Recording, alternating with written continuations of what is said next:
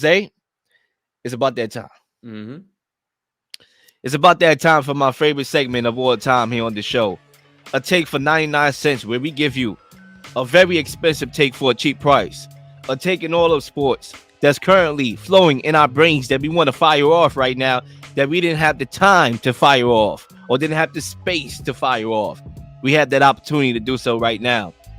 And Zay, once again, you can kick us off and I'll get mine after. All right, perfect. My take for 99 cents is that Trae Young will be traded to the Boston Celtics for Jaylen Brown. There is rumors and reports that Trae Young, or the GMs and ownership gave the green light to the general manager to potentially venture on trading Trae Young.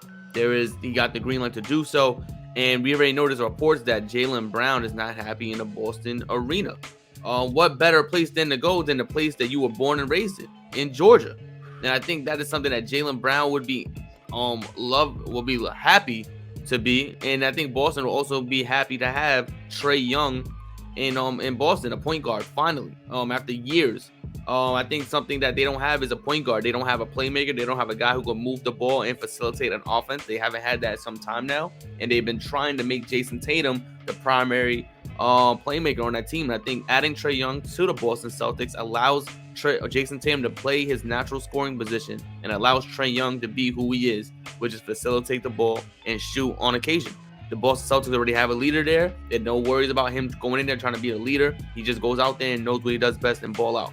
Atlanta suffices because now they keep DeJounte Murray, but also get a natural shooting guard / wing player in Jaylen Brown, a guy who has shown us he could be a star player, a guy who's shown us he can play defense, to score the ball in various ways, and he wants to prove himself. Why not in a better place than Atlanta, who's looking for a guy to take the reins? They're looking for a guy to take over, and that is Jaylen Brown. So my take for 99 cents is that Trae Young will be traded to the Boston Celtics for Jaylen Brown in the offseason. Woo! I'm feeling heat over here. That was a hot take, man. Wow. I got a lot of shoes to fill here to even try to get my take to be on that same level. All right, let's go deep in the bag. I'm not going to exercise my not rematch clause. I'm about to say rematch clause. We just finished talking boxing, right? I'm still in boxing mode here. I'm not going to activate my response clause to that because it was just so hot. I could be here for 5 minutes. You only get 1 minute. I might as well not even respond to that. But listen, great take. Great take right there. Hot take. Spicy. Spicy. Just like Russell Wilson would say, spicy. Right? It's spicy. Anyway, my take for 99 cents. Okay. Musa. The NBA needs to give Mikal Bridges the MVP. Hot take. No, y'all. I don't realistically think that Mikal Bridges is the MVP. But now that I got y'all attention, I'm going to proceed with my take. You see, the NBA hasn't had an MVP that played 82 games in 15 years. Okay, 15 years was the last time an MVP won it. And I believe that was Kobe Bryant. That was the last one to do so, playing all 82 games. Mikal Bridges played 83 games, even though you could argue he didn't really play the 83 game. He checked into that game, then checked out. I understand that. And that was due to the Brooklyn trade, okay? But he hasn't missed a game in 3 years, and nobody cares about that. You know, that's funny to me. And one of the biggest factors in a team's success that nobody really talks about is availability. That's very important. You could be the best player in the world. If you're not available, you're not valuable to your team, at least for that year, right? That's number one. And in an 82-game NBA, in today's NBA, we are not seeing a lot of guys play or take the regular season seriously. You talk about load management, you talk about injuries, you talk about tanking, this, that, and the third.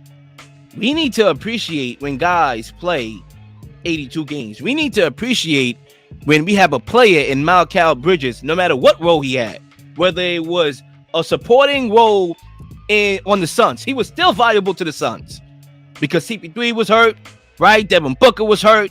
He was always there. That's value. That's value right there.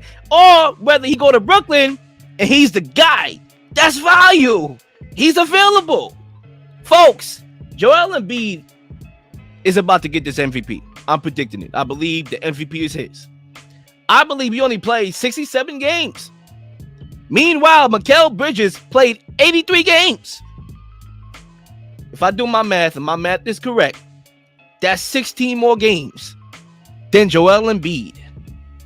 Folks, I believe, and this is my closing take, that the NBA, whoever is voting for the MVP, need to make a chess move to prove a point.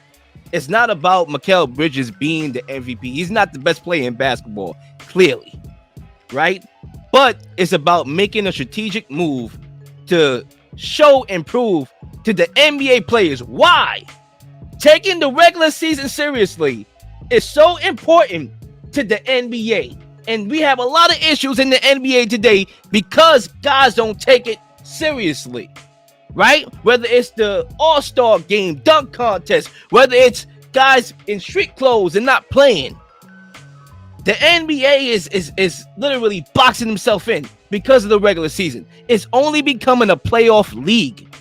And the NBA, if they're smart, is going to have to think of some strategic ways to fix things. And it's not only going to come down to shortening the regular season. That's not going to do the full job. You got to make points and you got to do traps and put traps in there and make strategic moves. And it starts by giving Mikal Bridges the MVP. And that's my take for 99 cents. That was a fantastic take. I think that was actually absolutely great. I think that's something that he could possibly become on that Brooklyn Nets team if he continues to play at the level that he's playing, a two-way player that became more involved in the offense as the number one scorer. And lo and behold, he becomes MVP. Shoot, PG story retold. You know, he was a secondary player on the Pacers before he took over and he became the primary scorer. So, you know, that's a great take. I think we could possibly see a possible MVP in Mikal Bridges sooner than later, probably within the next 5 years. Absolutely, man. And I know a lot of people going to run with that take and be like, Lil, the quote's going to be like, Lil said Mikal Bridges is the MVP. Get this guy off the mic. When clearly, you know, like I said before, he's not the most valuable player, but it's to make a point. Sometimes you got to do things, right? Listen, to get into conspiracy talk here, conspiracy alert. You think that election wasn't rigged, bro? That was a strategic move to get Joe Biden, a yes man, in office. So whatever the elites is trying to do, they can do. The NBA need to do the same thing to prove a point that we want these players playing and taking the regular season seriously. Good night, y'all. Please like and subscribe for all the up-to-date content. You've been slinging shows left and right, slinging content left and right. Please don't miss anything. If you do, like, subscribe, leave a comment, or leave a question, something you may want to answer, something you may have. All ideas are great ideas. Nothing's a dumb question.